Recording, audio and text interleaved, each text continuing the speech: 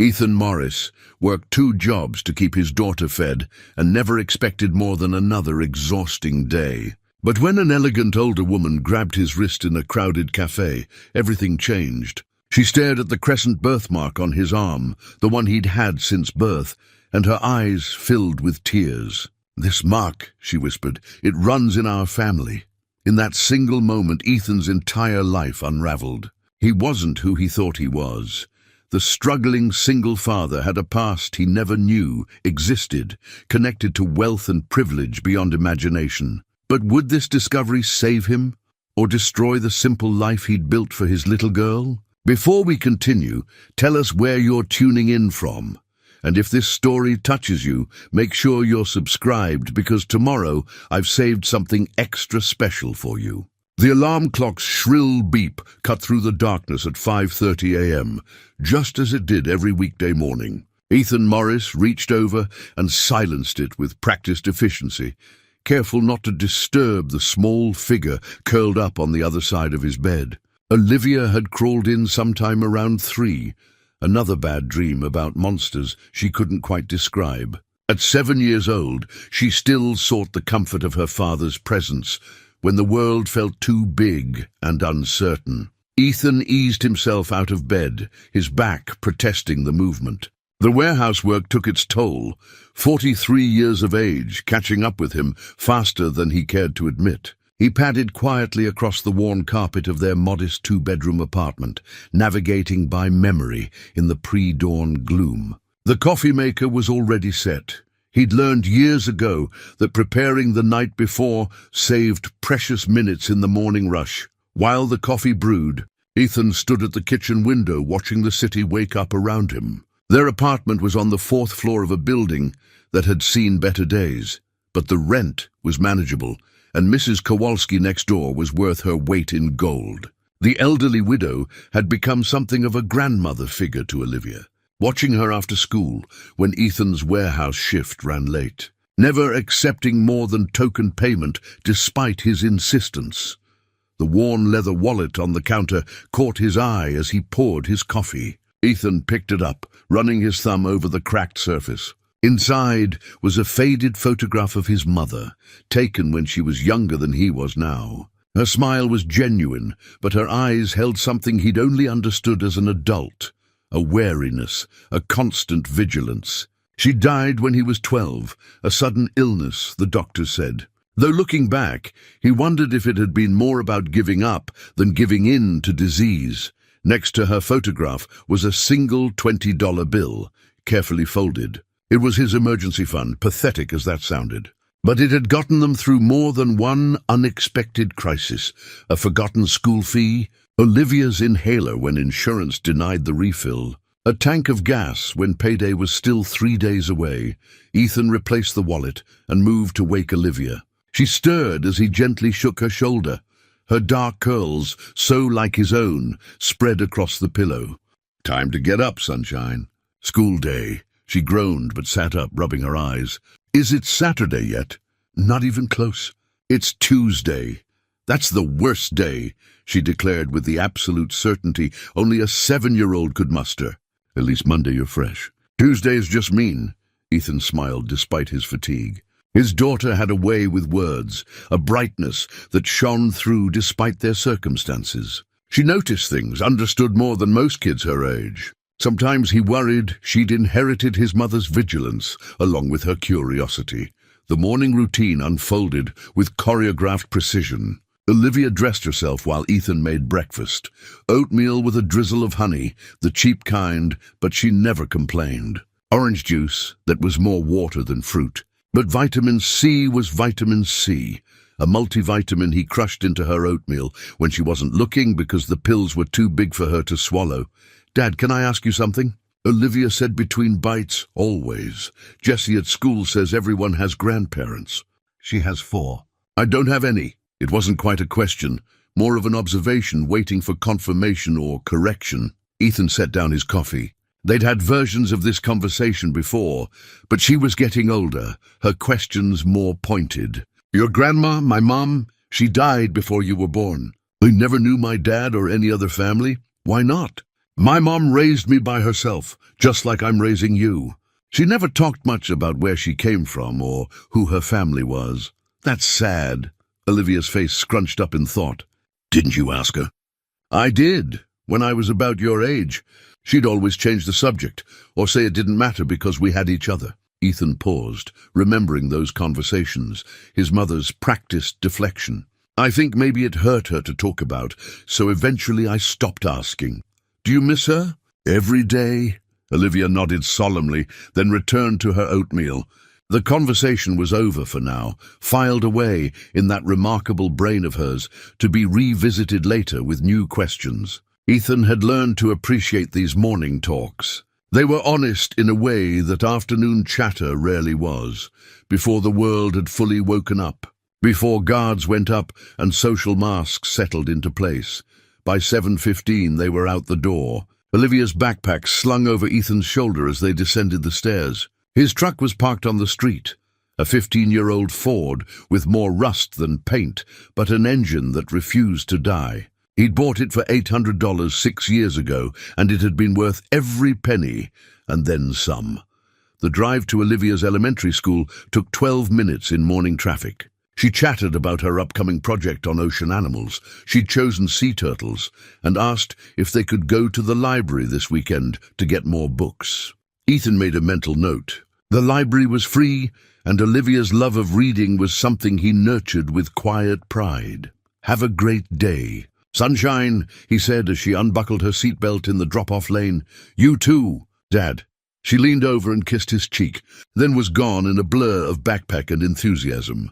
Joining the stream of children flowing toward the school entrance, Ethan watched until she disappeared inside, then headed to the warehouse. His shift started at 8, and the supervisor was a stickler for punctuality. The job wasn't glamorous, inventory management, forklift operation, loading dock coordination, but it was steady work with benefits. The health insurance alone was worth its weight in gold with Olivia's asthma.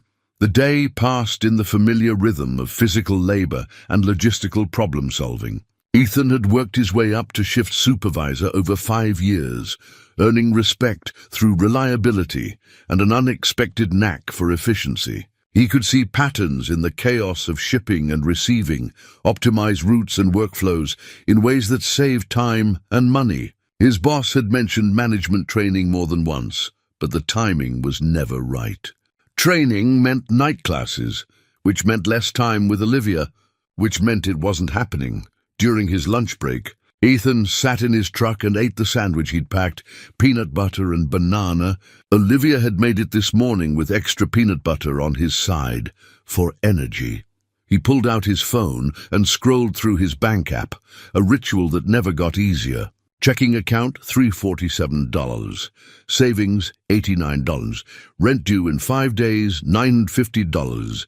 Paycheck hitting in 3 days would cover it with a little left over. But then there was the notice he'd received last week about the rent increase starting next month. Another $100 he'd need to find somewhere. The phone buzzed with a reminder, Olivia's prescription refill due tomorrow. He opened his insurance app and checked the coverage. Denied. Again. They'd been through this dance before. He'd call after work, spend 40 minutes on hold, eventually get transferred to someone who might actually help. Or he'd pay out of pocket and skip lunch for the rest of the week. The inhaler was non-negotiable. At 3:30, Ethan clocked out and headed to the school pickup line.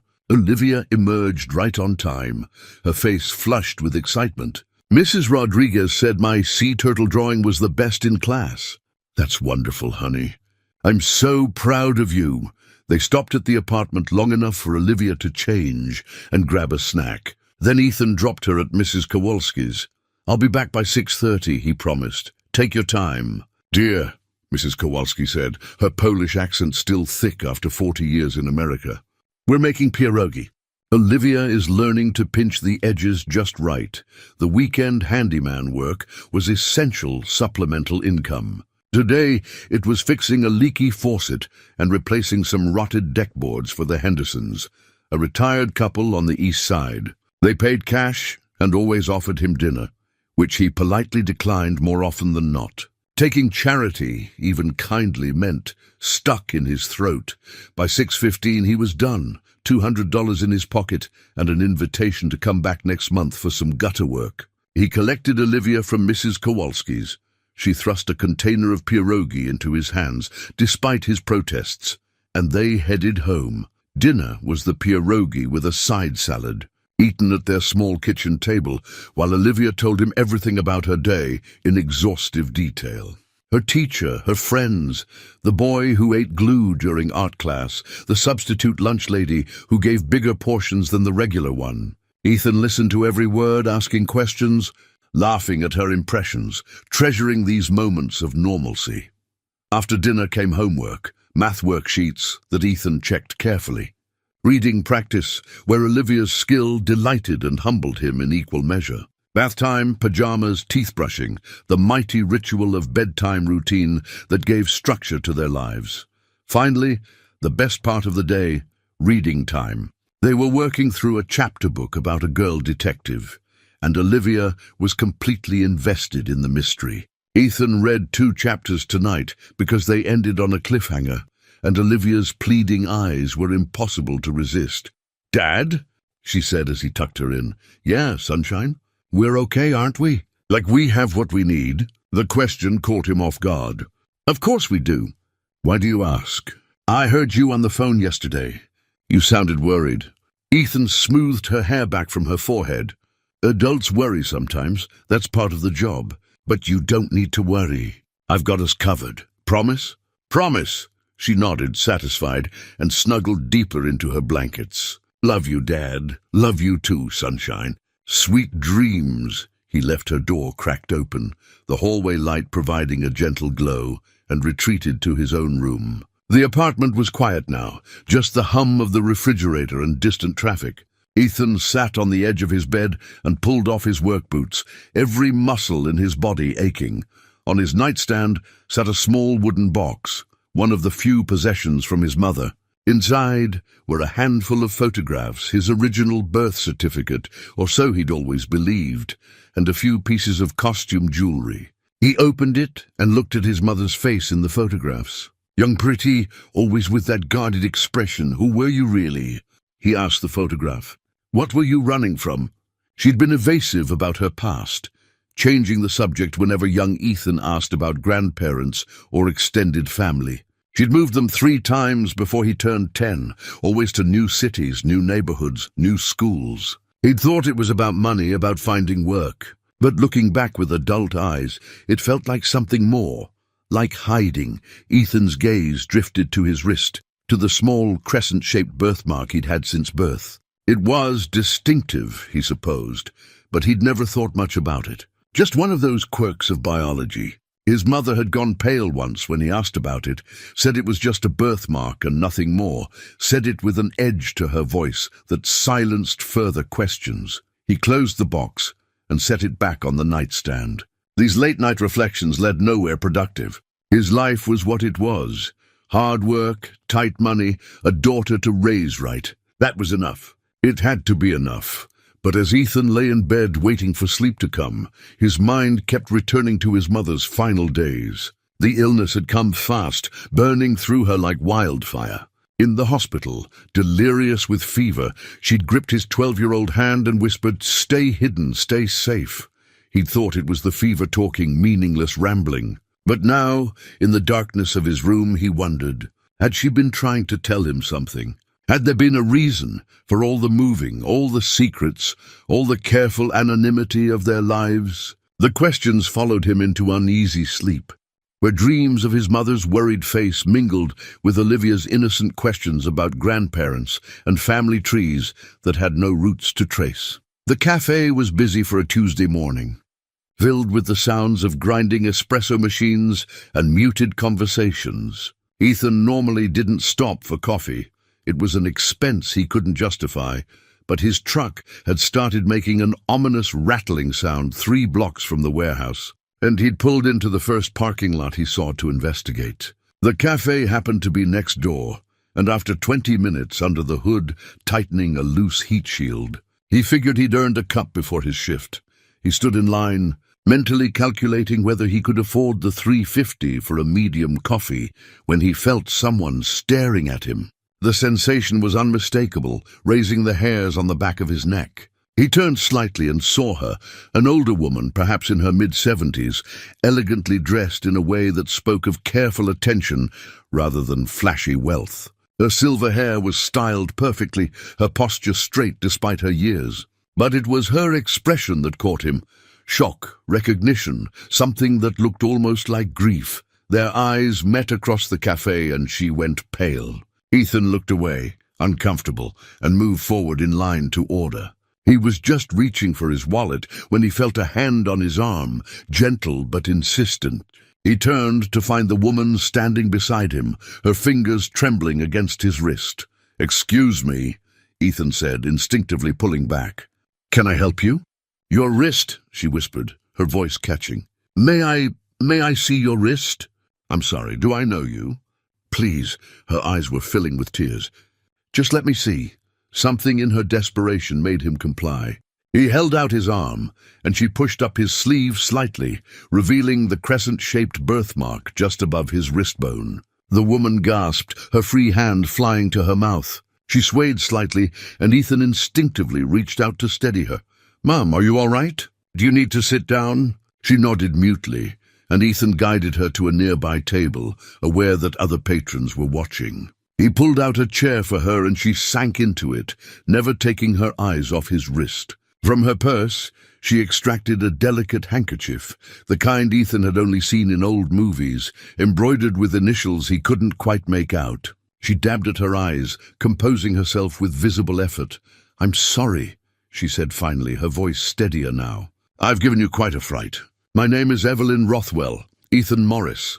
He sat down across from her, completely confused. "Mrs. Rothwell, what's this about?" "That birthmark," she said, pointing to his wrist with a trembling finger. It's a family mark, very rare. It appears once in a generation, sometimes skipping several. I haven't seen it in over 30 years. Ethan's mouth went dry. I think you've mistaken me for someone else." "No," she shook her head firmly. "No mistake. My grandson had that exact mark in that exact place. Christopher." Her voice broke on the name. "He disappeared 32 years ago." The cafe noise faded to background static. Ethan stared at this woman, at her expensive clothes and her genuine distress, and felt his carefully ordered world beginning to tilt. "I don't understand what you're telling me." Evelyn Rothwell opened her purse again and withdrew a photograph, its edges worn from handling.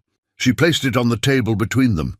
The photo showed a young man, perhaps in his late 20s, smiling at the camera. His sleeve was rolled up, and there on his wrist was an identical crescent birthmark. "Christopher Rothwell was my grandson," Evelyn said quietly. 32 years ago, he disappeared along with his young wife. They had an infant son, barely 6 months old. The family searched for years. Private investigators, police, every resource we had. We found nothing. It was as if they'd vanished from the earth. Ethan's mind was racing. 32 years ago. He was 31. "That doesn't mean—" "How old are you?" 31. "And your parents?" "My mother raised me alone. She died when I was 12. Ethan heard his own voice, distant and hollow. "I never knew my father." Evelyn's hand covered her mouth again, and fresh tears spilled down her cheeks. She looked at him with such intensity that he had to resist the urge to get up and leave. "Your mother's name?" "Caroline Morris. Did she ever mention another name? Did she ever talk about her past, about family?" Ethan thought of all the deflected questions, all the times his mother had changed the subject or grown distant when he asked about grandparents or relatives. "She never talked about her past. We moved a lot when I was young. She was careful, private.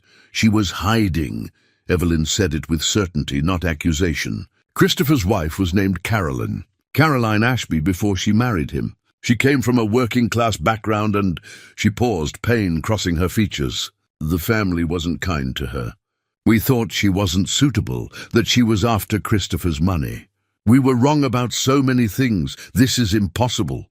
But even as Ethan said it, pieces were falling into place with sickening clarity. His mother's paranoia about their privacy, her refusal to keep photographs or documents, the way she'd taught him to be forgettable, to not draw attention. Even if any of this were true, you can't know I'm connected to your family just from a birthmark. You're right. Evelyn composed herself, dabbing her eyes once more with the monogrammed handkerchief. I'm allowing hope to override reason. But would you consider taking a DNA test? I would pay for everything, of course. If there's no connection, then I apologize for disturbing you. But if there is, then what? Ethan heard the edge in his own voice. What exactly are you hoping for, Mrs. Rothwell? The truth. She met his eyes steadily. And perhaps, if you are Christopher's son, a chance to know my great-grandson. To be part of his life if he'll allow it. Ethan stood abruptly. I need to get to work. Please. Evelyn reached into her purse and withdrew a business card, placing it on the table. Take this. Think about what I've said. There's no pressure, no obligation. But if you change your mind, if you want to know the truth, call me. He looked at the card. Thick, expensive cardstock. Evelyn Rothwell. A phone number. Nothing else. His hand moved almost of its own accord, picking it up. I had a life, he said quietly. My mother and me. It wasn't easy, but it was ours. If what you're saying is true, if she ran from your family, she had reasons. I know. Evelyn's voice was thick with emotion. I know she did, and I don't blame her for protecting her child. I just want a chance to make amends, if that's possible. To know the truth about what happened to Christopher.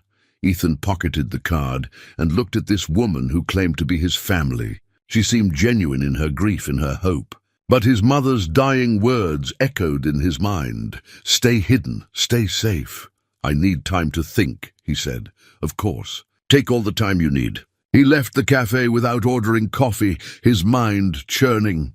The truck started on the first try, the heat shield no longer rattling. He drove to the warehouse on autopilot, parked, and sat in the cab for 10 minutes before his shift started, staring at nothing. That evening, after Olivia was asleep, Ethan sat at his laptop, an ancient machine that took 5 minutes to boot up, and searched for Rothwell family. The results were immediate and extensive. Rothwell Industries, a multi-billion-dollar corporation, philanthropic foundations, society pages featuring elegant charity galas, and buried in the archives, 32-year-old news stories about a family tragedy. Christopher Rothwell, heir to the Rothwell fortune, missing and presumed dead. His wife Caroline and infant son also vanished. Case never solved. Ethan stared at the photograph of Christopher that accompanied one article. The resemblance was undeniable. The same dark curly hair, the same strong jawline, the same deep-set eyes. He looked at the birthmark on his own wrist. Then back at the screen, where Christopher's identical mark was visible in one candid photograph, his mother's words came back to him. Words he'd dismissed as fever dreams. Stay hidden, stay safe. What had she been hiding from? And more importantly, was he still in danger if the truth came out? For 3 days, Evelyn Rothwell's business card sat on Ethan's nightstand, a constant reminder of the conversation that had upended his understanding of himself. He went through the motions of his daily routine. Work, pick up, dinner, bedtime. But his mind kept returning to that cafe, to the photograph of Christopher Rothwell, to the unmistakable birthmark they shared. On the 4th day, he knocked on Mrs. Kowalski's door after dropping Olivia at school. The elderly woman welcomed him with her usual warmth, pouring tea without asking if he wanted any. They sat at her kitchen table, surrounded by photographs of her late husband and the children who rarely visited anymore. You look troubled, Ethan, she said in her accented English. Something weighs on you. He told her everything. The encounter at the cafe, Evelyn's claims, the research he'd done late at night. Mrs. Kowalski listened without interruption, her weathered hands wrapped around her teacup, her expression thoughtful. Your mother, she said when he finished. She was frightened woman, yes? Always looking over shoulder? Ethan blinked. You knew my mother? No, but I know the look. I see it in old photographs you show Olivia. And I see it sometimes in you when you think no one watches. She reached across the table and patted his hand. This woman, this Evelyn, she offers you answers. Perhaps answers you need. But what if the answers are worse than not knowing? My mother ran from these people for a reason, perhaps. Or perhaps she ran from circumstances, not people. You cannot know until you ask questions. Mrs. Kowalski's eyes were kind but firm. You teach Olivia to be curious, to seek truth. Do same for yourself. It could change everything. Our lives, Olivia's future, or it changes nothing except you finally know where you come from. Knowledge is not obligation, Ethan. You take test, you learn truth, then you decide what to do with it. You are good father, good man. This will not change. That afternoon, during his lunch break, Ethan called the number on the card. Evelyn answered on the second ring, her voice careful, hopeful. Mr. Morris, I hoped I might hear from you. I've been thinking about what you said. About the DNA test. He paused, watching warehouse workers load a truck across the parking lot. If I agree to this, I need to set some conditions. Of course, anything. The results stay private. No media, no announcements, nothing public, until I decide what I want to do with the information. And if there's no match, we part ways, and that's the end of it. Agreed. He could hear the relief in her voice. I'll arrange everything. A private medical office, complete discretion. Would tomorrow work? I have to work tomorrow. Saturday morning? Saturday is perfect. I'll text you the address. After he hung up, Ethan sat in his truck for the remainder of his lunch break, staring at his phone. He'd crossed a line, moved from observer to participant in whatever this was. The thought both terrified and compelled him. That evening he almost told Olivia. The words were right there, ready to explain that they might have family after all, that her questions about grandparents might finally have answers. But he swallowed them back. No point in raising hopes or fears until he knew for certain. Saturday morning arrived grey and drizzly. Ethan dropped Olivia at Mrs. Kowalski's. They were baking cookies, Olivia's favorite weekend activity, and drove to the address Evelyn had provided. It was a medical building in an upscale part of the city, the kind of place that screamed discretion and money. Evelyn was waiting in the lobby, dressed more casually than their first meeting, but still with that air of careful elegance. "Thank you for coming," she said simply. The test itself was anticlimactic. A technician swabbed the inside of his cheek, labeled the sample, and explained that results would take approximately 2 weeks. Ethan signed paperwork that felt more extensive than his apartment lease, ensuring privacy and limiting liability. Afterward, Evelyn invited him to a small cafe across the street. "Just for coffee," she said. "No pressure. But if you have questions, I'm happy to answer what I can." They sat by the window, rain streaking the glass, and Ethan found himself asking the question that had haunted him since their first meeting. "Why did your family disapprove of Caroline?" "My mother." Evelyn's expression grew pained. "We thought she was after Christopher's money. She came from nothing. Her father was a mechanic, her mother cleaned houses. Christopher met her at a community center where she was volunteering. He fell hard and fast." She stirred her coffee absently. "We didn't see her for who she was. We saw her background and made assumptions. Terrible, snobbish assumptions. What was she really like? I only met her a handful of times.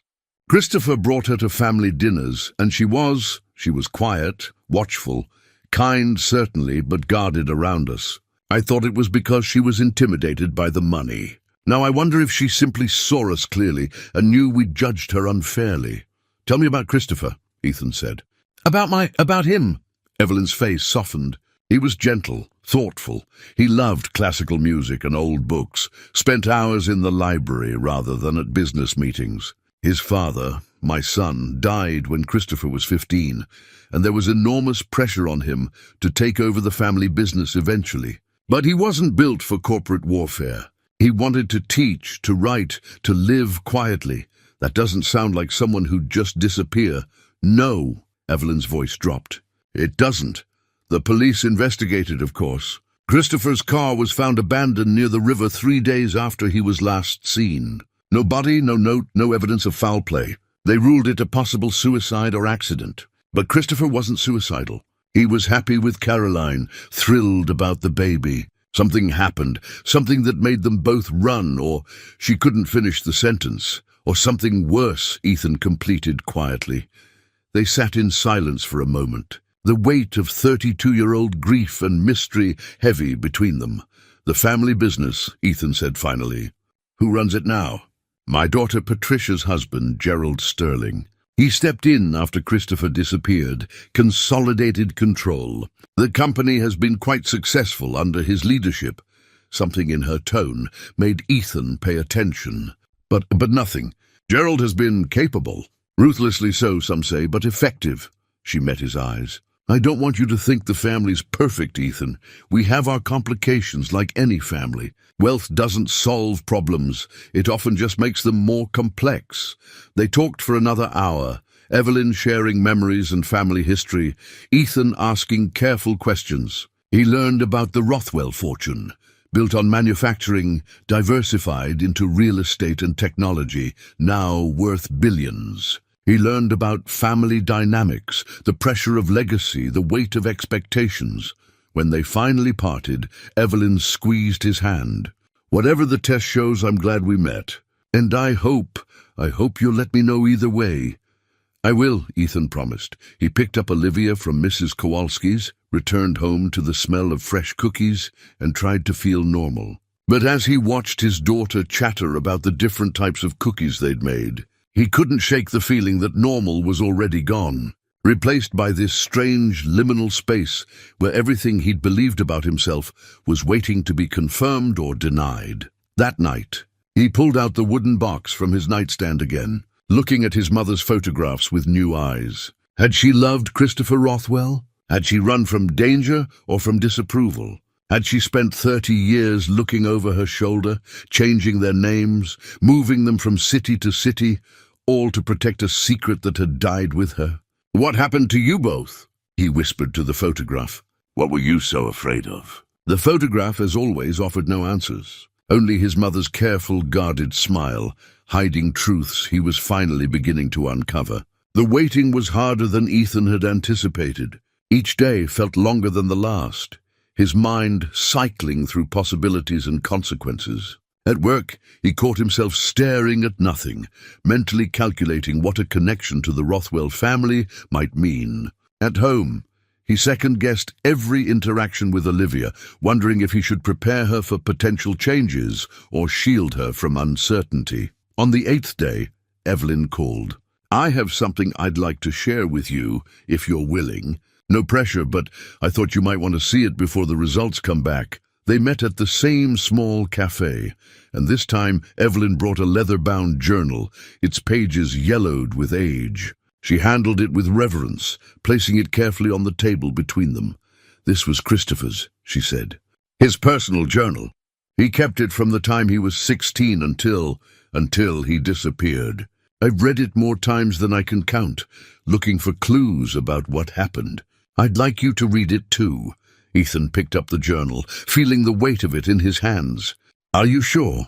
If you are his son, then this is part of your inheritance. Not the money or the property, but this, his thoughts, his dreams, who he really was.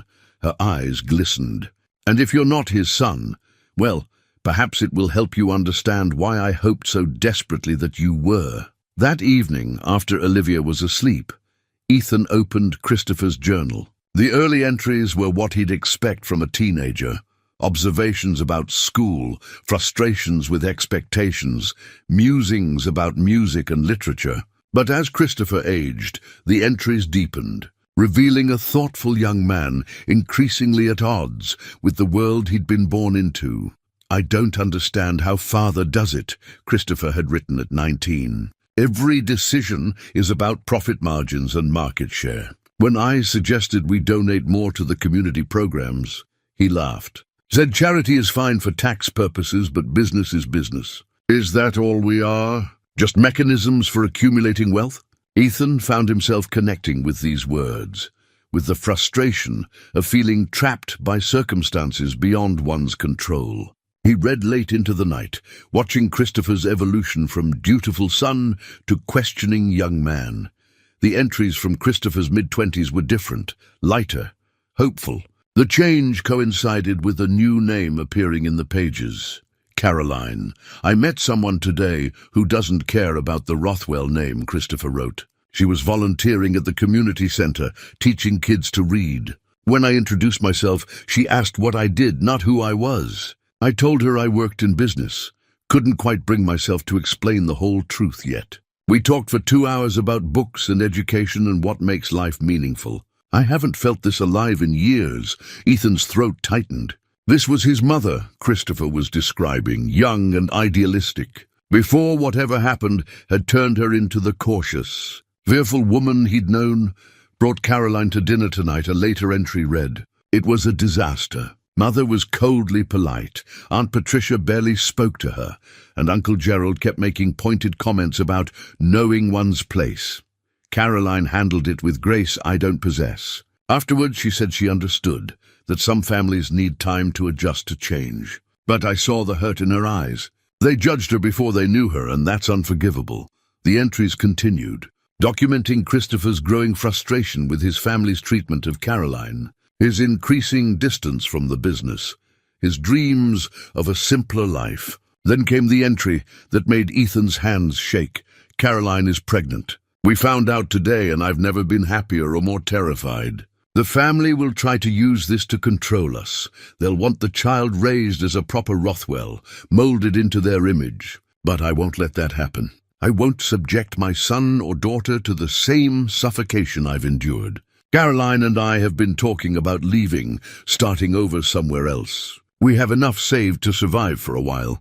And I can teach or write or do anything that doesn't involve board meetings and profit reports. Ethan closed his eyes, imagining his parents, because that's what they were, he realized. Regardless of what the DNA test showed, planning their escape. He turned the page, eager to read more. Something's wrong. The past few weeks I've felt watched. Cars following me, phones clicking on the line. Gerald has been pressuring me about some business deal. Wants my votes on the board, says it's crucial for the company's future. But I've reviewed the documents and something doesn't add up. The numbers are too clean, the projections too optimistic. When I asked questions, Gerald got angry in a way I've never seen. Said I was being naive, that this is how business works. But I don't think he's being honest. The entries grew shorter, more urgent. Meeting with the family attorney tomorrow. Need to understand my options, how to protect Caroline and the baby if I go against Gerald's deal. He called tonight, made a comment about how family loyalty matters more than individual concerns. There was something in his voice, a warning. Caroline wants to leave now. She's frightened, says something feels wrong. I told her I need to secure a few things first, make sure we have enough money to disappear properly. But maybe she's right. Maybe we should just go. The final entry was dated 32 years ago, the day before Christopher disappeared. Tomorrow night. We leave tomorrow night. I've transferred what funds I could access discreetly, enough to start over. Caroline is packed, the baby is healthy. We're meeting at the cabin, then driving straight through to Canada. I'm leaving letters for Mother and the attorney, explanations, evidence about Gerald's deal, everything I've discovered. If I'm right about what he's doing, the authorities need to know. But first, I get my family to safety. Then I deal with the consequences. The journal ended there. No more entries. Ethan sat frozen, the implications washing over him. Christopher hadn't just disappeared. He'd been planning to expose something, to take evidence to authorities. And he'd never made it to that cabin where Caroline was waiting. The next morning, Ethan called Evelyn. I read the journal. All of it. Then you know he was planning to leave. I know he was planning to expose something about Gerald's business deal. What happened with that deal, Evelyn? There was a long pause. It went through. 2 days after Christopher disappeared, the board voted unanimously to approve it. Gerald assumed control of the company shortly after. That's convenient timing. I know how it looks, Evelyn said quietly. But Gerald was investigated along with everyone else. The police found nothing to suggest he was involved in Christopher's disappearance, or they didn't look hard enough. Ethan, I understand your suspicions. They mirror my own. But without evidence, Christopher said he was leaving evidence with the family attorney. What happened to it? Another pause. The attorney at that time, Mr. Whitmore, died 15 years ago. If Christopher left anything with him, it was never discovered. His files were reviewed during the investigation, and nothing relevant was found. Ethan gripped the phone tighter. My mother was waiting at some cabin. She was waiting for Christopher, and he never came. That's why she ran. She knew something had happened to him. Yes, Evelyn whispered. I believe that's exactly what happened. And I believe she spent the rest of her life protecting you from whatever or whoever prevented Christopher from reaching her that night. The DNA results, Ethan said. When do they come back? Any day now. But Ethan, regardless of what they show, you need to be careful. If your suspicions about Gerald are correct, then he's not going to be happy when I show up claiming to be Christopher's son. No, Evelyn agreed. He certainly won't be. The envelope arrived on a Tuesday morning, certified mail, requiring Ethan's signature. His hands trembled slightly as he opened it, standing in his apartment after Olivia had left for school. Inside was a single page of laboratory results, dense with technical language, but the conclusion was clear and unambiguous. Probability of paternity, 99.9%. Christopher Rothwell was his father. Ethan sat down heavily on the couch, staring at the paper. All his life he'd been Ethan Morris, son of Carolyn Morris, nobody from nowhere. Now, in an instant, he was someone else entirely. Ethan Rothwell, heir to a fortune, connected to a family he'd never known existed. The weight of it pressed down on him like a physical thing. He called Evelyn. She answered immediately, as if she'd been waiting by the phone. The results came, he said simply, and you were right. Christopher was my father. Her sob of relief came through clearly. Oh, thank God, thank God. Would you be willing to meet? There's so much we need to discuss. I need to tell Olivia first. She deserves to know before anyone else. Of course she does. That evening after dinner, Ethan sat with his daughter at their small kitchen table. He'd been rehearsing what to say all day. But now that the moment had arrived, the words felt inadequate. Sunshine, I need to talk to you about something important.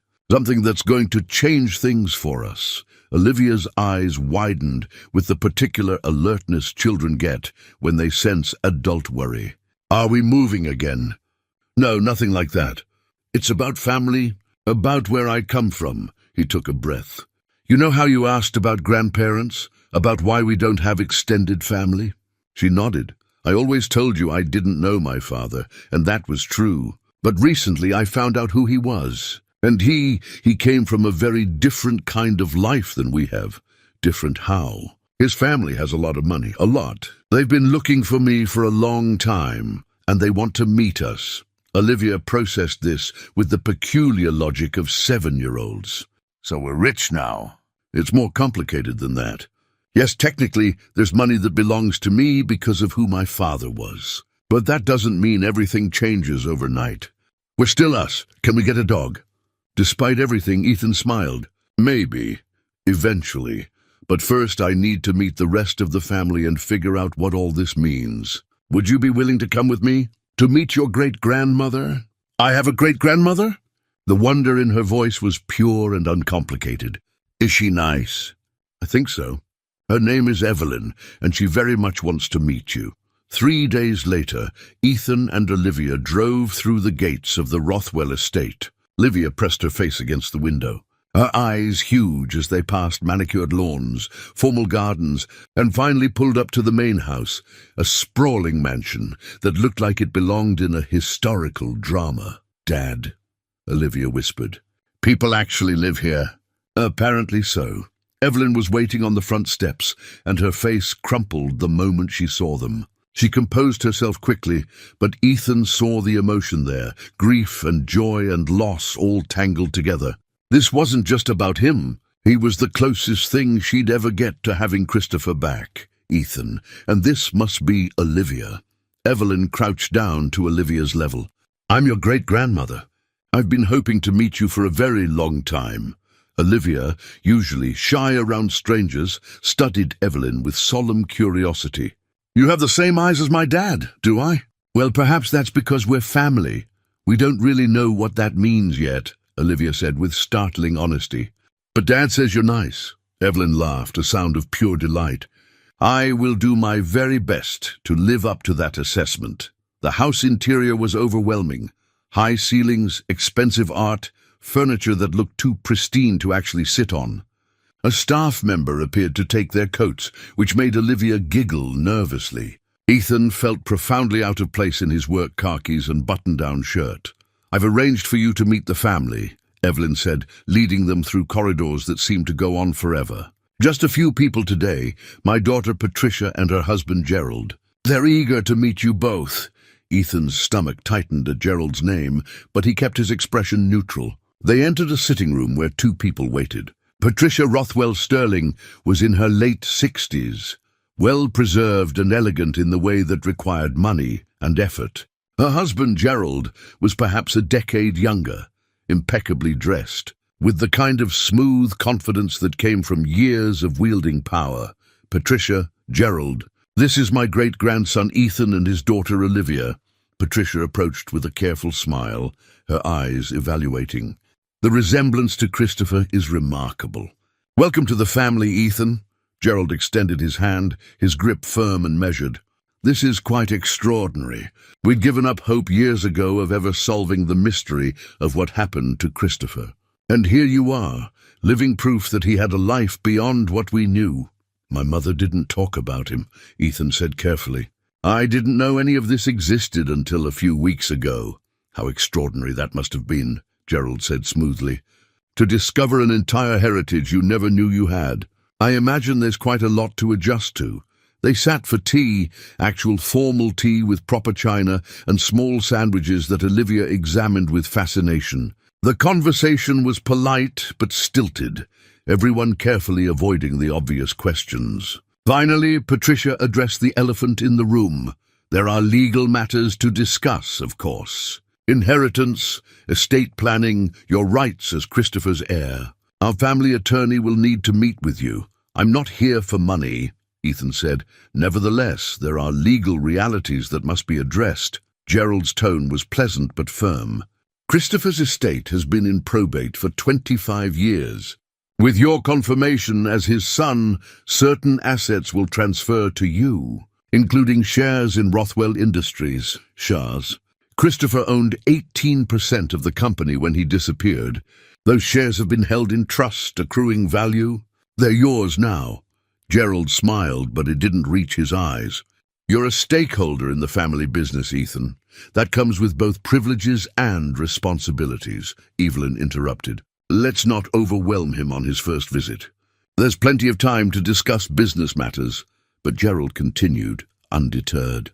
Of course. Though time is somewhat pressing, we have a board meeting next month where several important votes will take place. It would be beneficial to understand your position on company matters before then. I don't know anything about running a company, Ethan said. Naturally. Which is why most stakeholders in your position would assign a proxy to vote on their behalf. I'd be happy to serve in that capacity, as I did during the probate period. It would simplify matters considerably. Ethan heard the careful manipulation in Gerald's words, the assumption that he'd be too overwhelmed or ignorant to want actual control. I'd prefer to understand what I'm voting on before I give anyone that power. Something flickered in Gerald's eyes. Annoyance, maybe concern. Of course. Very prudent.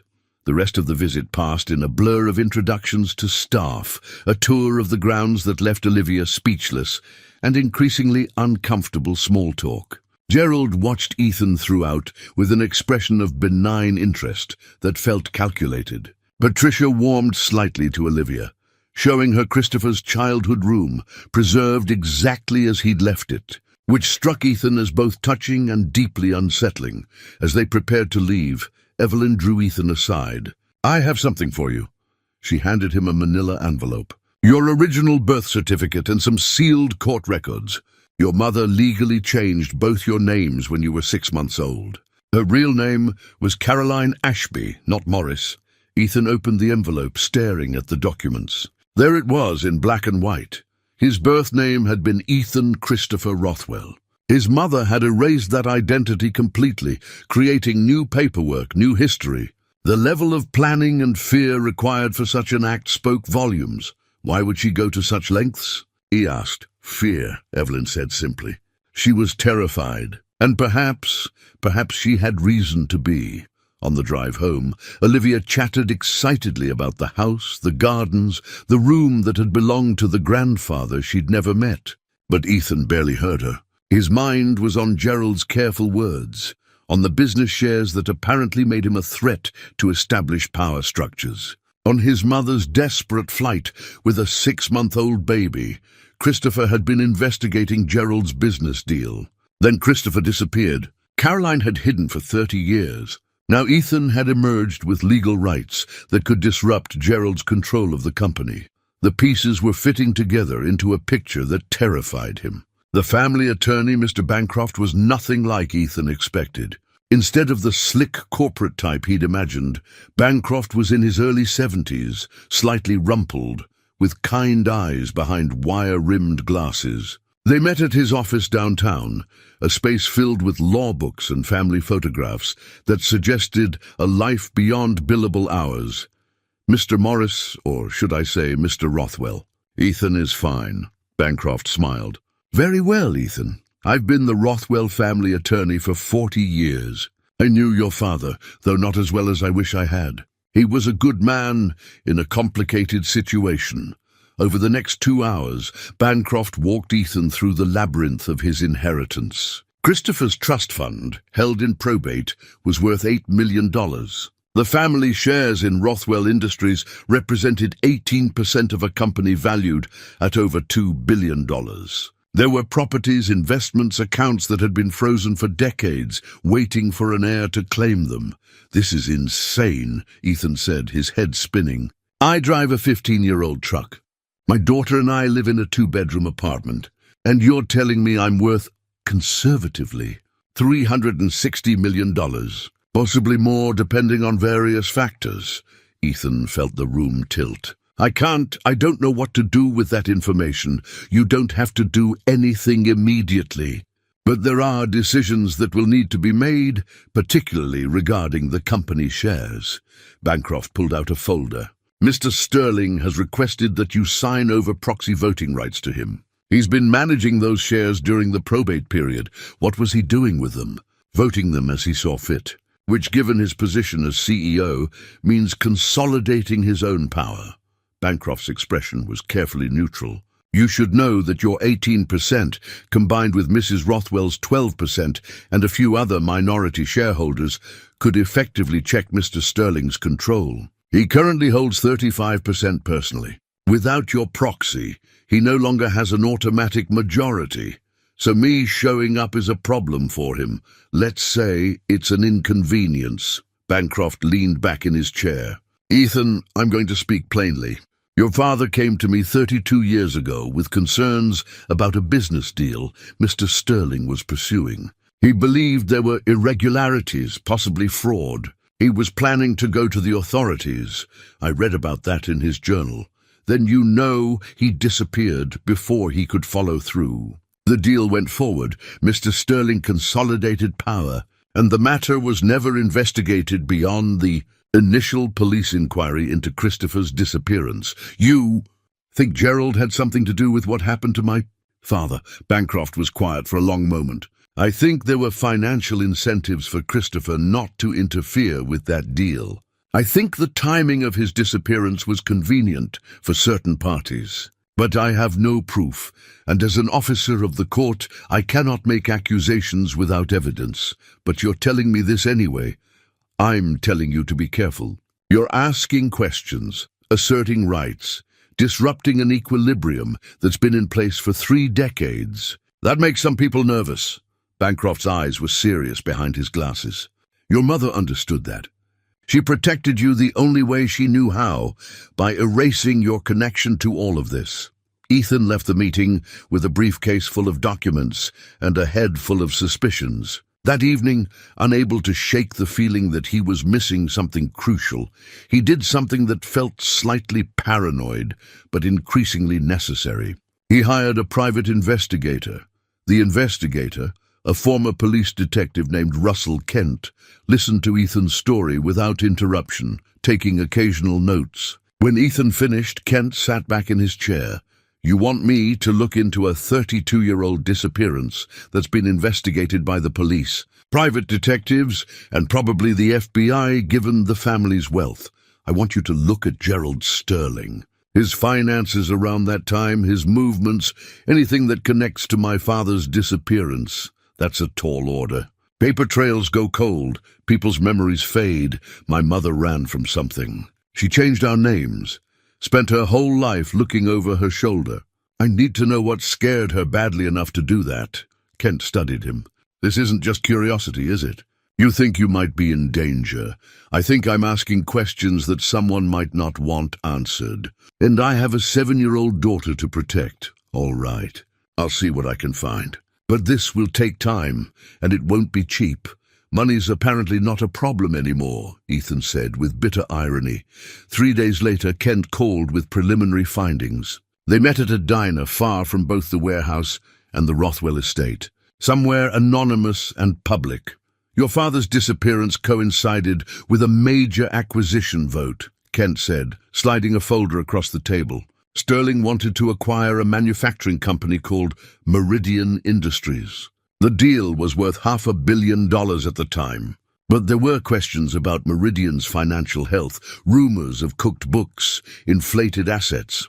And Christopher opposed it? According to board minutes I managed to access, Christopher requested an independent audit before the vote. Sterling argued it would delay the deal and cost them the opportunity. The board was split," Kent tapped the folder. 3 days after your father disappeared, the board voted unanimously to proceed without the audit. Sterling cast Christopher's proxy votes in favor. That's convenient. Gets better. 2 years after the acquisition, Meridian's accounting irregularities came to light. The SEC investigated, fined Rothwell Industries, but by then, the companies were fully integrated. Sterling claimed he'd been misled by Meridian's executives. Some people went to jail, but Sterling came out looking like a victim of fraud rather than a participant. Ethan's hands clenched on his coffee cup. He knew. That's what Christopher must have discovered. Gerald knew about the fraud and pushed the deal through anyway. Possibly.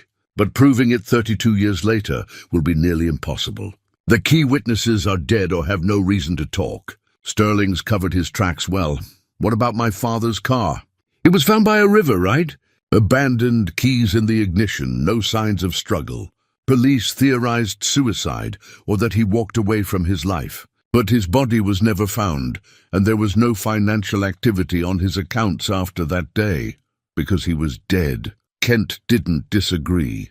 I'll keep digging, see if I can find anyone from that time who might talk. But Ethan, if Sterling did arrange something to happen to your father, and if he knows you're investigating, you need to be very careful. That night, Ethan lay awake long after Olivia was asleep, staring at the ceiling. Gerald Sterling had motive.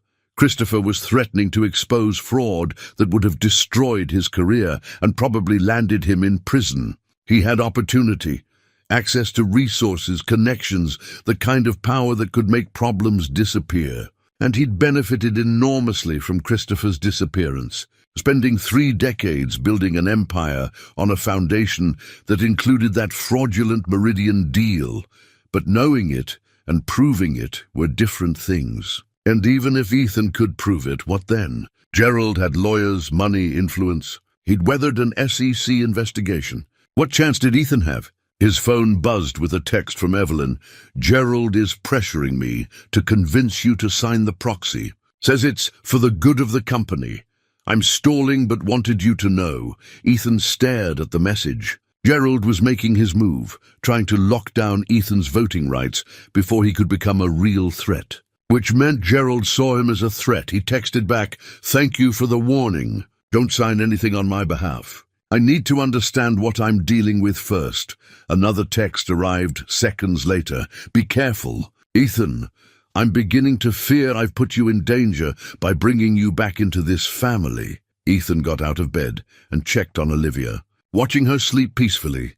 unaware of the web of corporate intrigue and possible murder surrounding their newly discovered heritage. He'd spent 7 years protecting her from poverty and instability. Now he had to protect her from something far more dangerous, a man who'd possibly killed once to protect his secrets and might do so again. The next morning, Ethan made a decision. He called Bancroft and told him to schedule a meeting with the full board of Rothwell Industries. If Gerald wanted to know where Ethan stood, he'd find out. But it would be on Ethan's terms, in a public setting where actions were recorded and witnessed. "Are you sure about this?"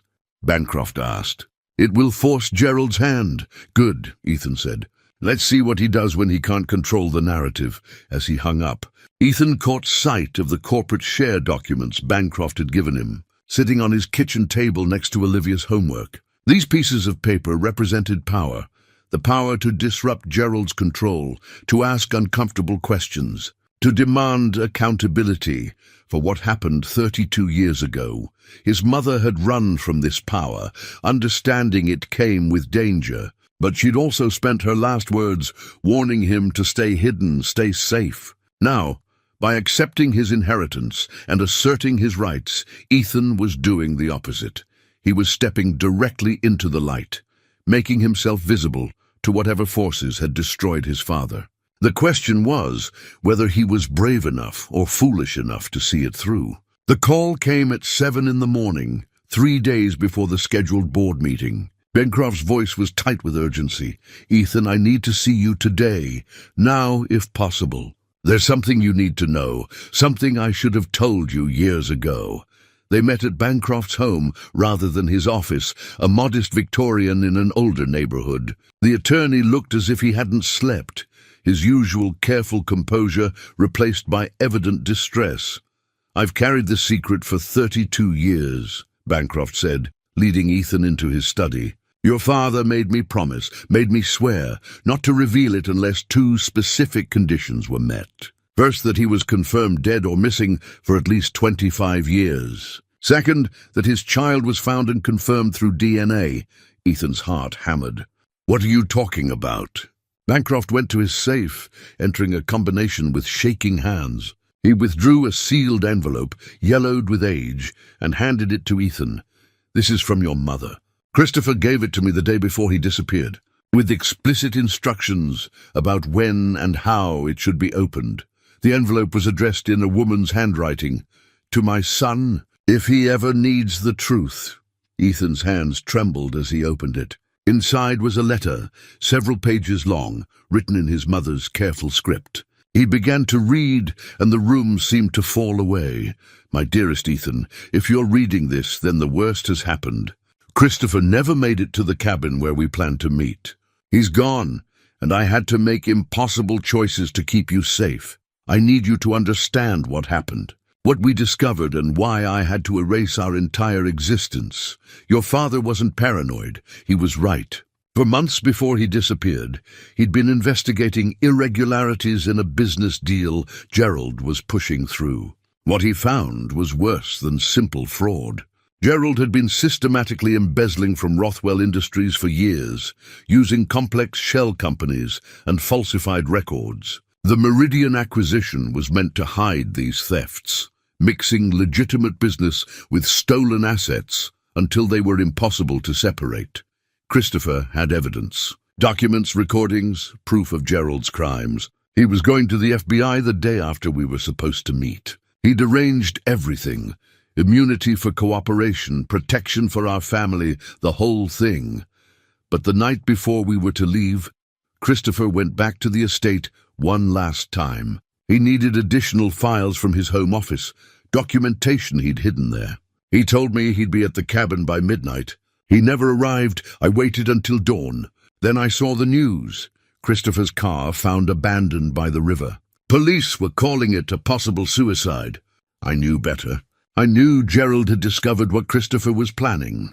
I knew my husband was dead. I also knew I had to protect you. Gerald would tie up loose ends. If he knew Christopher had a wife and child who might possess evidence, we'd be targets. So I ran. I took you barely 6 months old and I disappeared.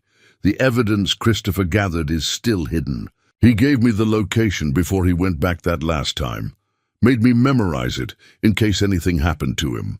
It's in a safety deposit box at First National Bank downtown. Box number 847. The key is...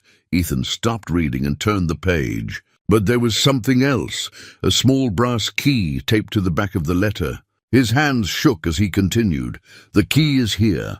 The box is registered under a false name Christopher created. Jonathan Ashby. My maiden name, his middle name. If you're reading this, the 25-year time limit I discussed with Mr. Bancroft has passed. The box should still be accessible. In that box, you'll find everything. Financial records, audio recordings of Gerald making threats, emails, transaction records. Everything needed to prove what Gerald did and why Christopher died.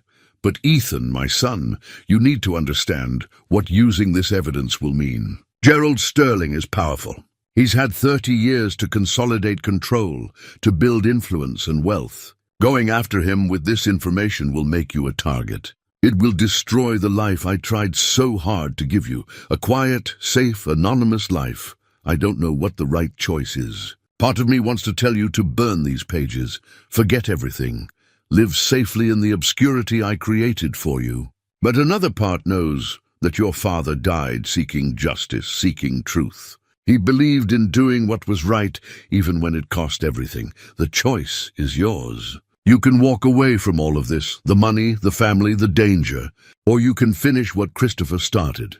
Either way, know that you were loved. Know that every choice I made, every lie I told, every time I moved us in the night, was because I couldn't bear to lose you the way I lost him. Stay safe, my sweet boy. Or if you can't stay safe, at least stay true to who you are. All my love.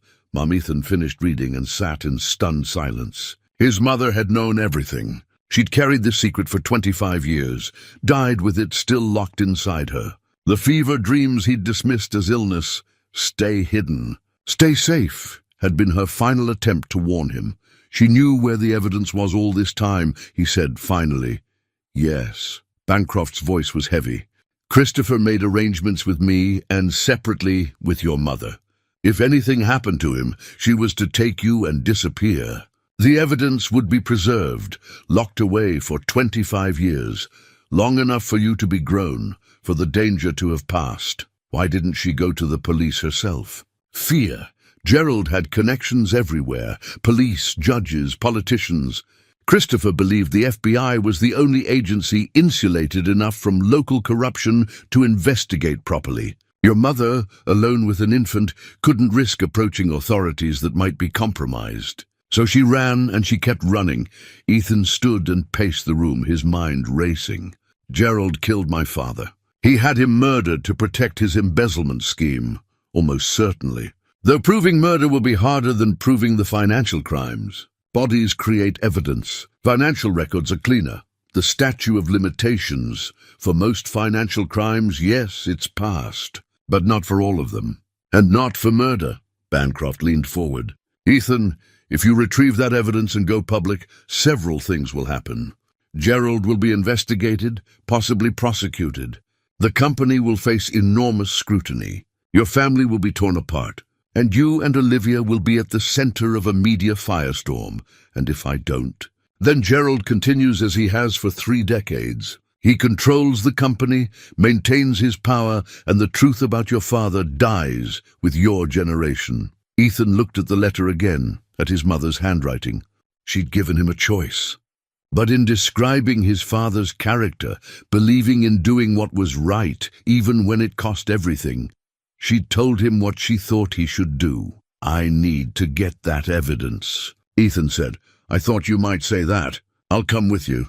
As Christopher's attorney, I have standing to access materials related to his estate. They went to the bank that afternoon.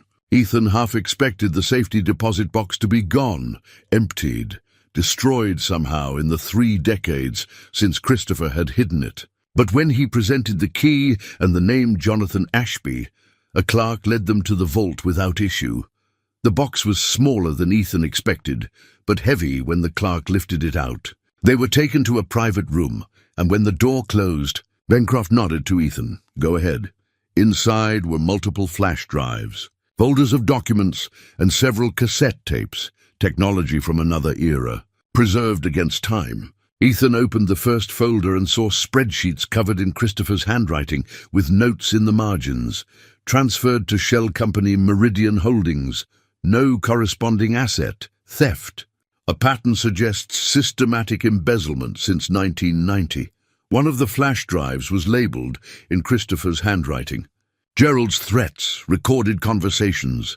He documented everything, Ethan whispered. Your father was thorough. He knew what he was risking by going against Gerald.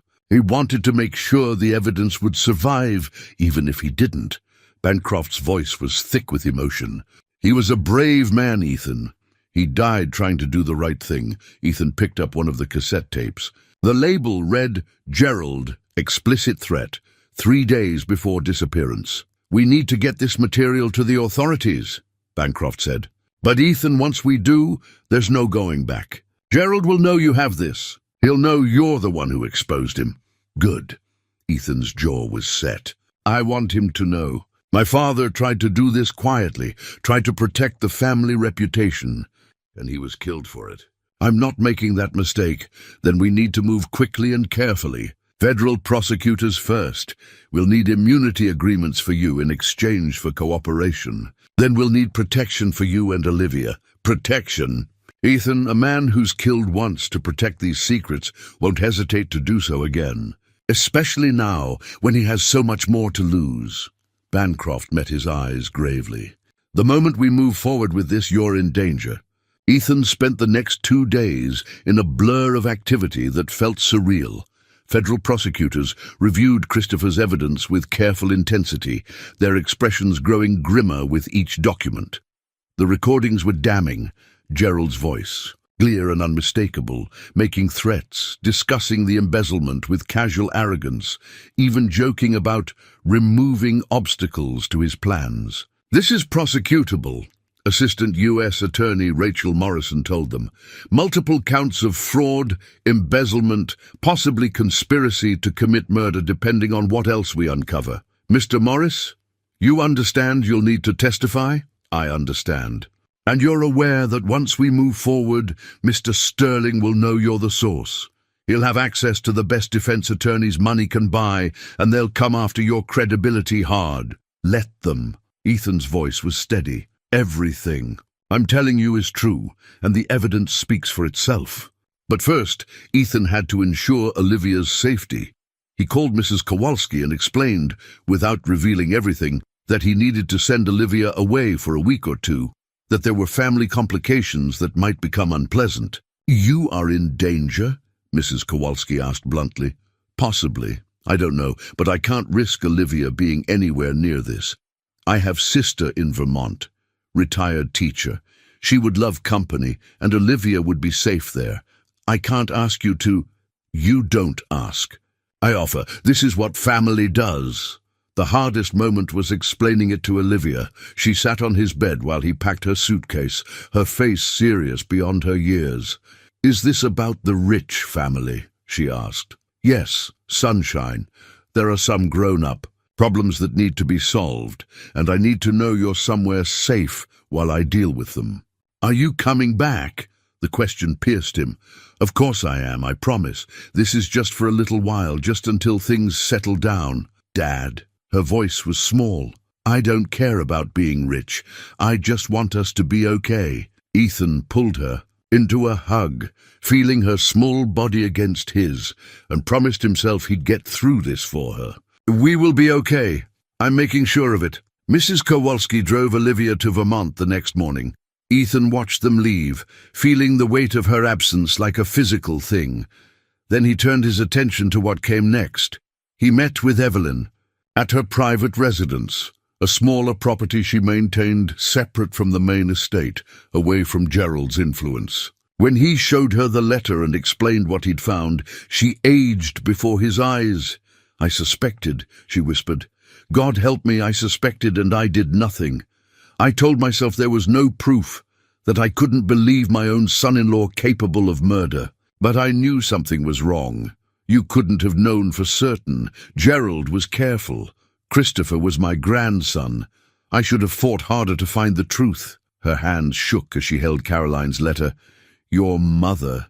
She must have been so frightened, so alone. She survived. She kept me safe. That's what matters." Evelyn looked at him with fierce determination. "What do you need from me?" "I need you to trust me. The prosecutors are moving forward, but it will take time to build the case. In the meantime, Gerald can't know what's coming. He needs to think everything is normal. The board meeting is tomorrow. He's expecting you to either sign the proxy or make some minor objection he can smooth over. Then that's what I'll give him. Right up until the moment the federal agents arrive." Evelyn's eyes widened. "You're going to have him arrested at the board meeting? The prosecutors want to do it in a controlled environment with witnesses. Gerald is a flight risk. He has resources to disappear if he suspects what's coming. The board meeting gives us everyone in one place, on record, with no advance warning. Patricia will be there, my daughter. She'll watch her husband arrested for murdering her nephew. I'm sorry, but she needs to know the truth too." That night, Ethan couldn't sleep. He reviewed the plan repeatedly, looking for flaws. Federal agents would be positioned outside the building.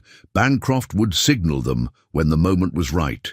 Ethan would present evidence of the fraud to the board, and before Gerald could respond or flee, the arrest would happen. It was neat, clean, and terrifying, because if something went wrong, if Gerald suspected, if he'd planned for this possibility, Ethan had no idea what the man might do. His phone buzzed at 2 a.m.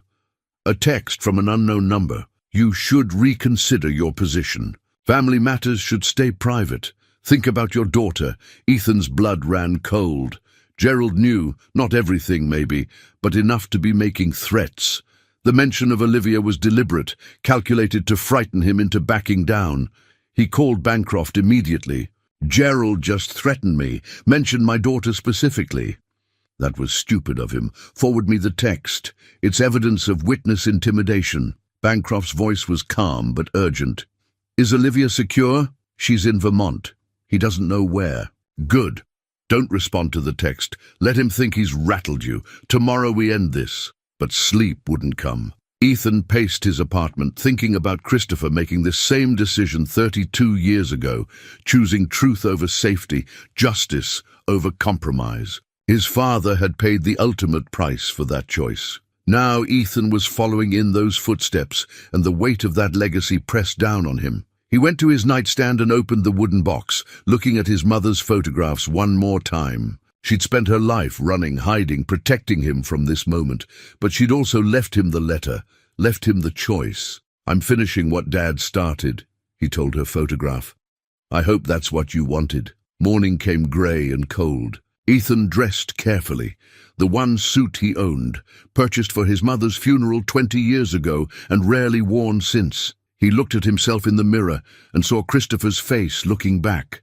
The same eyes, the same determined set to his jaw. The board meeting was scheduled for 10 o'clock. Ethan arrived early, Bancroft at his side. Federal agents were already in position, invisible in the building's lobby and parking garage. Everything was ready. Gerald was already in the boardroom when they entered, looking confident and controlled. He smiled when he saw Ethan. "I'm glad you decided to come. I trust you've given thought to the proxy arrangement we discussed." "I've given it a lot of thought," Ethan said carefully. Patricia arrived next, then other board members, executives, and major shareholders, all settling into their seats with coffee and small talk. The room gradually filled until everyone was present. Evelyn was the last to arrive, taking her seat at the head of the table with quiet dignity. "Let's begin," she said. Evelyn called the emergency board meeting to order, her voice steady despite the tension in the room. 12 board members sat around the polished mahogany table, coffee cups and folders arranged before them. Gerald sat directly across from Ethan, his expression confident, bordering on smug. "Thank you all for making time on short notice," Evelyn began. "As you know, we've recently confirmed that my great-grandson, Ethan Morris, is the rightful heir to Christopher Rothwell's estate and shares in this company. Today, we need to address certain matters regarding those shares in the company's governance. Gerald leaned forward slightly. Before we proceed, I'd like to note that Mr. Morris and I have discussed a proxy arrangement that would allow experienced leadership to guide his votes while he familiarizes himself with company operations. I believe we have the paperwork ready to formalize. Actually, Ethan interrupted, his heart hammering but his voice steady. I won't be signing any proxy agreement. The room went silent. Gerald's smile tightened fractionally. I understand this is overwhelming, but surely you recognize that complex corporate decisions require expertise you don't yet possess. What I lack in corporate experience, I make up for in moral clarity. Ethan reached into his briefcase and withdrew a folder. I've discovered something that this board needs to know about. Something that's been hidden for 32 years. Gerald's expression shifted, calculation replacing confidence. Mr. Morris, if you have concerns about company operations, there are appropriate channels. My father had concerns about company operations. Christopher Rothwell discovered financial irregularities before he disappeared. He documented them carefully, and he was planning to go to the authorities. Ethan opened the folder, his hands steady now. He was going to expose systematic embezzlement and fraud. Patricia gasped. Other board members shifted uncomfortably. Gerald's face had gone carefully blank. These are serious accusations, Gerald said quietly, made about events from 3 decades ago by someone who wasn't even born when they allegedly occurred. I'd be careful about slander, Mr. Morris. It's not slander if it's true. Ethan slid copies of documents across the table. These are financial records my father compiled. They show a pattern of theft from company accounts, money moved through shell corporations, assets falsified to hide the embezzlement. Board members picked up the documents, scanning them with growing alarm. Gerald remained motionless, but Ethan saw the muscle jumping in his jaw. The Meridian Industries acquisition, Ethan continued, wasn't just about growth. It was about hiding stolen assets, mixing legitimate business with embezzled funds until they were impossible to separate. My father discovered this and opposed the deal. 3 days later, he disappeared. This is absurd, Gerald said, but his voice lacked its usual authority. Christopher's disappearance was investigated thoroughly. The police found no evidence of foul play because they weren't looking for it. They thought he'd walked away from his life or committed suicide. They didn't know he'd been gathering evidence against you. Evelyn's voice cut through the tension. Gerald, is any of this true? Of course not. This is a desperate attempt by someone who wants to discredit me and seize control of the company. Gerald's eyes locked on Ethan. You show up out of nowhere, claim to be Christopher's son, and suddenly you're making wild accusations based on 30-year-old documents that could have been fabricated. They weren't fabricated. Bancroft stood, his normally mild demeanor replaced with steel. I can authenticate every document. Christopher gave me copies for safekeeping before he disappeared. Everything Mr. Morris is presenting is genuine. Patricia's face had gone pale. Mother, did you know about this? Not until recently, Evelyn said quietly. But I'm beginning to understand many things that never made sense before. Gerald pushed back from the table, standing abruptly. I don't have to listen to these baseless accusations. This meeting is... Sit down, Gerald. Evelyn's voice was cold. You don't control this board anymore. I have proxy votes, not Christopher's, not mine. And I suspect several other members will want to hear what else Mr. Morris has to say before they decide where their loyalties lie. She looked at her son-in-law with something like grief. So sit down and let's hear the rest of it. Gerald remained standing, his eyes darting between Ethan, the door, and the documents spreading across the table. Ethan could see him calculating, weighing options, considering escape routes. There's more, Ethan said. My father didn't just document the fraud. He recorded conversations, including several where you made explicit threats about what would happen if he interfered with the Meridian deal. Gerald's face finally showed genuine fear. You're lying. I have audio recordings of your voice threatening my father 3 days before he disappeared. I have documentation of embezzlement totaling over $100 million. And I have federal prosecutors who are very interested in all of it." The words hung in the air like a sentence. Gerald's hands clenched on the back of his chair, knuckles white. For a long moment, no one breathed. Then Gerald moved toward the door. Bancroft raised his hand in a prearranged signal, and the boardroom doors opened. 2 federal agents stepped inside, their badges visible. "Gerald Sterling," one of them said. "We have a warrant for your arrest." Gerald Sterling's face drained of color as the federal agents approached. For a moment, Ethan thought he might actually run, but there was nowhere to go. The agents positioned themselves on either side of him, professional and implacable. "On what charges?" Gerald demanded, his voice tight. "Wire fraud, embezzlement, conspiracy to commit fraud," Agent Morrison said. "We can discuss the details at the federal building."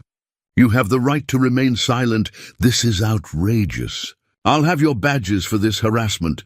"Save it for your lawyer," the second agent said, producing handcuffs. Patricia stood abruptly, her chair scraping against the floor. "This can't be happening."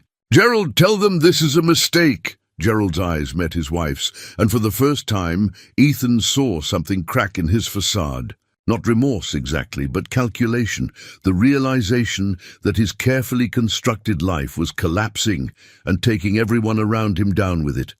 "Patricia, listen to me. Did you do it?" Her voice broke.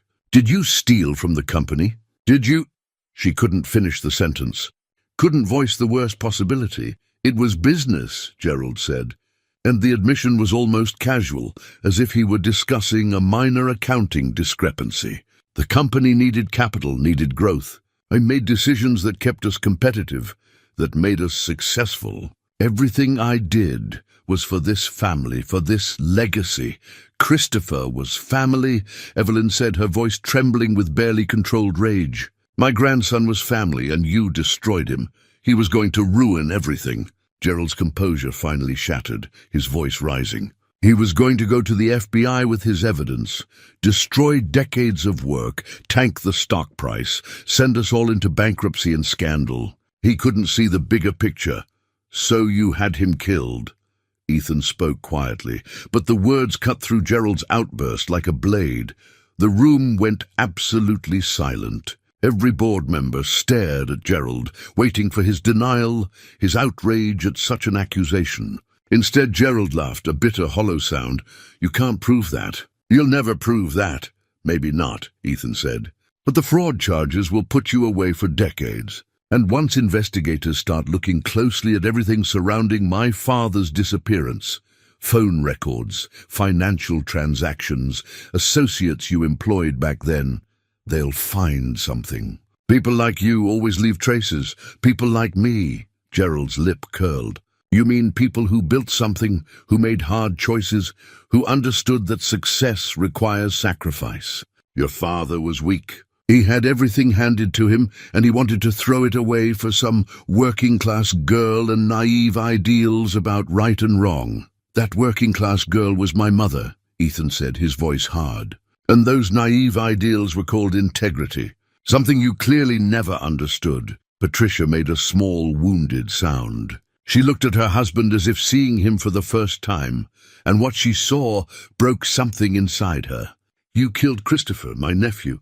You killed him and let us grieve for 30 years, wondering, hoping—" "I did what needed to be done," Gerald said coldly, "and I'd do it again."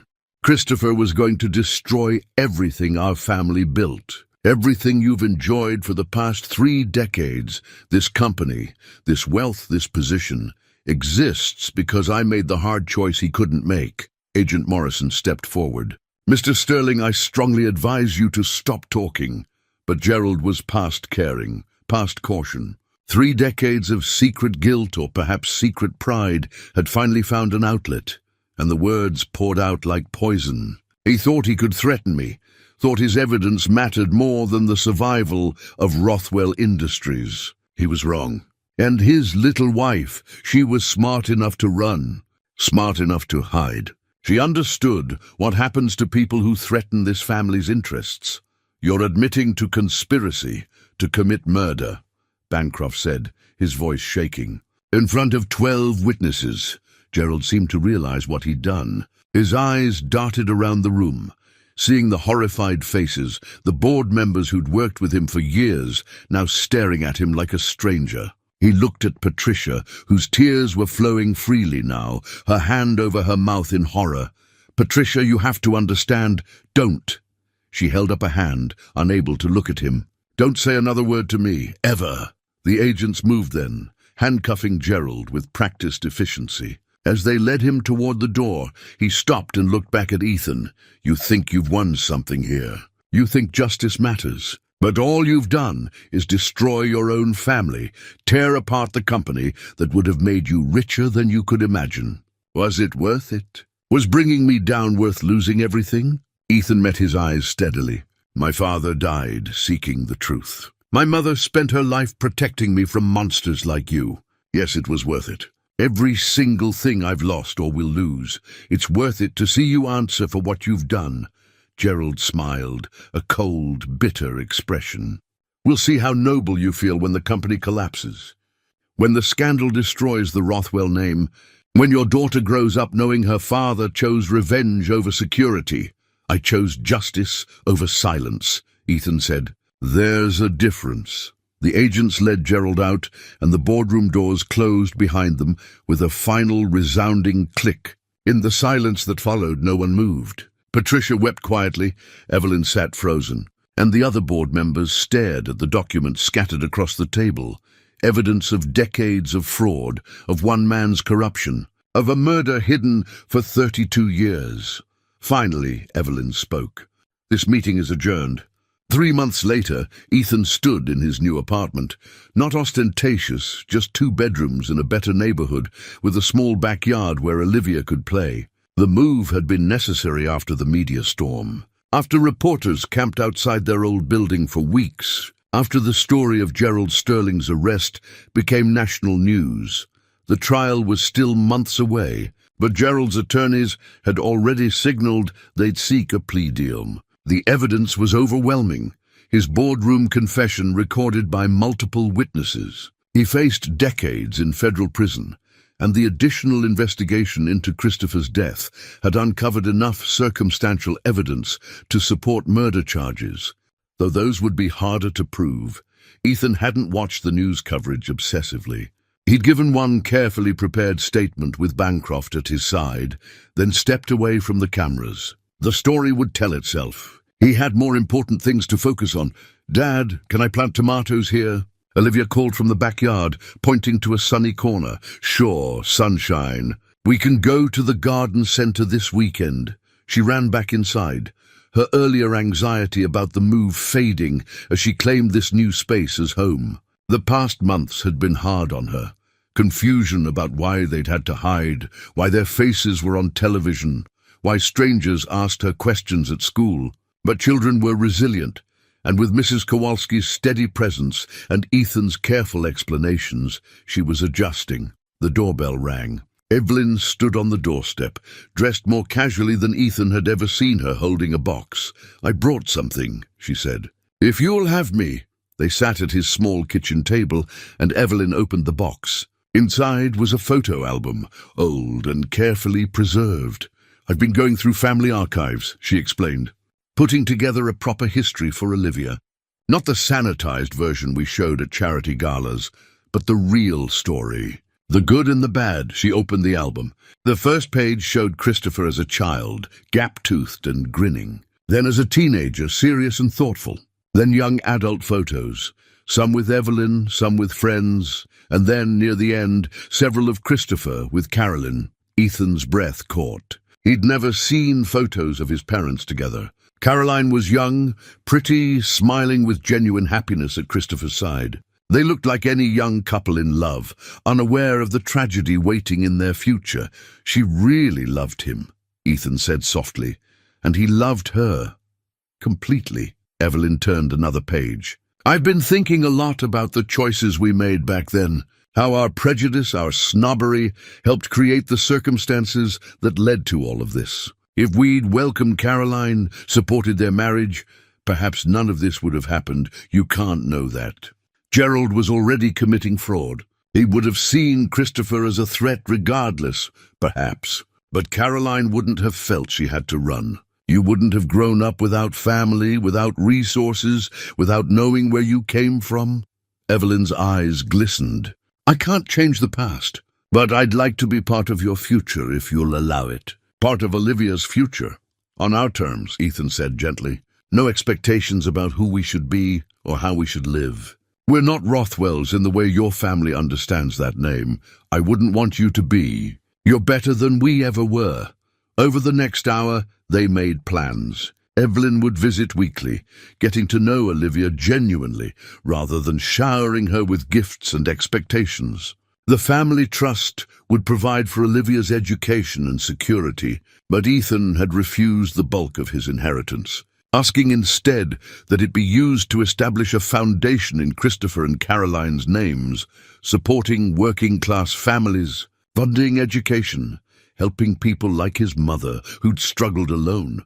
Patricia had reached out once, a tearful phone call apologizing for Gerald, for not seeing what he was, for the family's treatment of Caroline decades ago. Ethan had been kind but distant. Forgiveness would take time if it came at all. The company itself was under new management, an independent CEO brought in to clean up decades of Gerald's corruption. The stock had taken a hit, but the fundamentals were sound. Rothwell Industries would survive, transformed by scandal into something more accountable, more ethical. As for Ethan, he'd returned to work at the warehouse. His supervisor had welcomed him back with raised eyebrows and questions he didn't fully answer. The money existed in accounts he rarely accessed, providing security without changing who he fundamentally was. He still drove his old truck, still packed Olivia's lunches, still helped Mrs. Kowalski with her heavy grocery bags. That evening, after Evelyn left and Olivia was doing homework, Ethan stood in his small backyard watching the sunset. He thought about his father who died seeking truth, about his mother who'd survived by hiding it, about the choice he'd made to expose everything, consequences be damned. Gerald had asked if it was worth it. Standing here now, in this modest life he'd chosen to keep despite the wealth available to him, Ethan knew the answer. His phone buzzed. A text from Olivia, who was too young for a phone, but had convinced him she needed one for safety. Come inside. I made us cookies. Well, Mrs. K helped. Okay, she made them. But I watched. Ethan smiled and headed toward the house, toward the warm kitchen and his daughter's laughter, toward the simple life his parents had wanted for him. They'd paid terrible prices for that life, his father with his life, his mother with decades of fear and loneliness. But they'd succeeded. They'd kept him safe, kept him good, kept him grounded in what mattered. The Rothwell fortune existed in the background now, a safety net rather than a defining characteristic. The family name carried scandal, but also finally truth. And Ethan carried forward both his father's courage and his mother's love, building a life that honored them both. In the kitchen, Olivia held up a slightly misshapen cookie with pride. It's shaped like a turtle. For your sea turtle project, remember?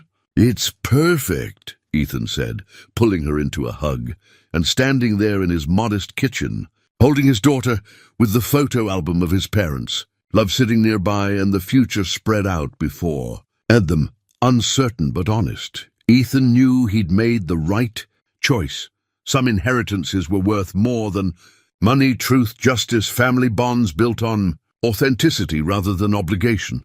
Those were the things his parents had really left him, and those were the things he'd pass on to Olivia. The crescent birthmark on his wrist caught the evening light, the mark that had started everything.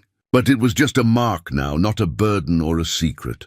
Just a reminder of where he came from and how far they'd all traveled to reach this moment of peace.